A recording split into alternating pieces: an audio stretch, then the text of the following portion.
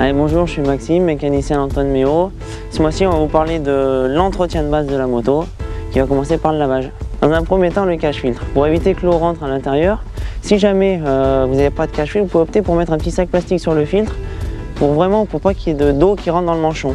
Mais quand même à la fin, toujours bien nettoyer le manchon, c'est très important, et puis ainsi que la boîte à air, parce que c'est vraiment le poumon de la moto, donc il ne faut vraiment pas hésiter.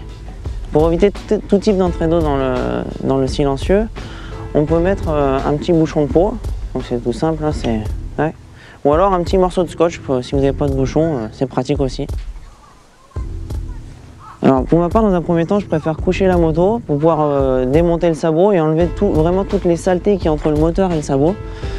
Et notamment pour une question de pratique, pour la vidange, tout ça, c'est préférable d'avoir un moteur propre et tout ça. Donc après, pour votre part, je sais pas, peut-être une ou deux fois dans la saison, c'est quand même bien de démonter son sabot et de bien laver le dessous du moteur.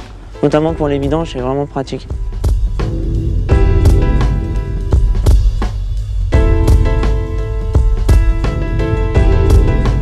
Alors, chose à faire attention, c'est les biellettes. Si vous voulez éviter de changer vos roulements tous les 15 jours, il faut faire attention au lavage au niveau des biellettes, à pas trop insister sur les roulements qui sont par ici là.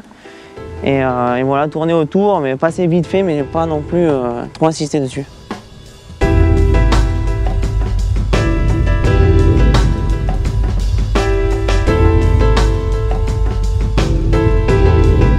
Alors après avoir fait le dessous de la moto, on va maintenant humidifier toute la moto pour pouvoir passer le produit de lavage ou alors pour les adeptes de la vaisselle, le petit pec citron qui va bien. Il est quand même important de prendre une petite brosse pour pouvoir brosser la chaîne. Vous voyez là, comme ça, les roues. Et puis après frotter un peu toute la moto pour enlever vraiment toutes les impuretés qui traînent. Voilà, comme ça. Alors après le brossage, on va attaquer le rinçage. Il est quand même important de faire attention au rinçage, aux alvéoles des radiateurs, suivant la pression de vos nettoyeurs. Ça peut les abîmer, les tordre et puis endommager vos radiateurs. Et ainsi qu'aux cosses électriques, notamment pour les motos à injection. Maintenant, il y en a de plus en plus, et de faire vraiment attention à ne pas trop insister sur les cosses qui peuvent mettre en panne votre moto. Alors l'important pour le rinçage, c'est d'attaquer toujours par le haut, du fait que logiquement les saletés descendent vers le bas et qu'on n'ait pas à repasser 15 fois sur la moto de rinçage.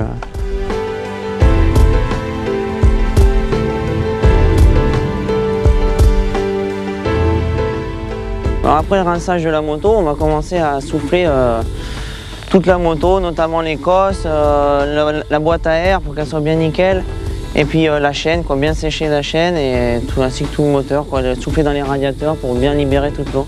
La solution, si jamais vous n'avez pas de compresseur et de soufflette, c'est de remettre un filtre à air propre, sec, et d'aller faire un petit tour avec pour bien la sécher.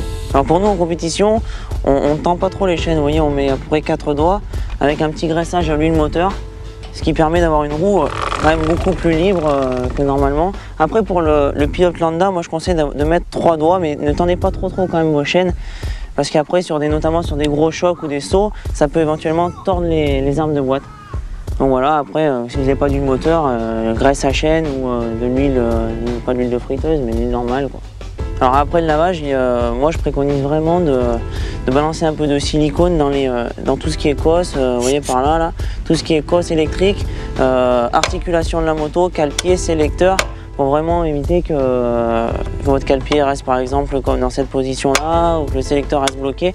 Ça fait vraiment du bien après le lavage.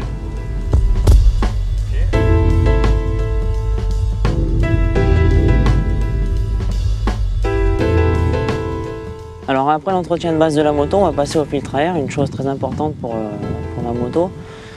Moi je vous conseille de jamais d'avoir qu'un seul filtre, de rouler avec un fil que vous venez de graisser, parce qu'il faut qu'il soit vraiment sec pour pouvoir rouler directement après.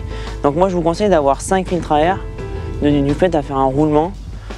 Autant pour le lavage, comme ça vous lavez vos 5 filtres d'un coup, vous faites sécher vos 5 filtres d'un coup, vous graissez vos 5 filtres et après vous pouvez monter vos filtres secs sur la moto directement. Alors pour ma part, ma procédure de lavage, c'est donc d'abord de tremper le filtre à air dans le produit nettoyant à filtre, un produit prévu exprès. Voilà, bien imbibé. Du fait à bien dégraisser le filtre. Voilà, une fois cette tâche accomplie, essorée pour bien garder du produit pour les autres filtres. Voilà, vous voyez, il est bien dégraissé. Ensuite, je le plonge dans l'eau savonneuse du fait à enlever les dernières petites saletés qui restent sur le filtre à air. Voilà, pareil, bien essoré. Et voilà, le filtre est nickel. Maintenant, on passe au séchage. Une fois vos filtres bien secs, on procède au graissage. Donc avec de l'huile spéciale pour graisser les filtres à air. Donc moi je le fais comme ça en pointillé de manière à bien répartir l'huile sur le filtre. Il y en a qui le font différemment, qui mettent de l'huile dans le seau, qui trempent les fils dedans, mais personnellement je trouve qu'on gaspille moins d'huile comme ça. Et là après on malaxe. Donc on peut le retourner pour bien faire pénétrer la graisse de partout. Voilà. Et là, une fois que le filtre est uniforme, c'est bon. Alors une fois avoir fini de bien répartir l'huile sur le filtre à air, éventuellement le laisser sécher comme ça au soleil un peu pour bien que l'huile soit sec au moment de l'utilisation.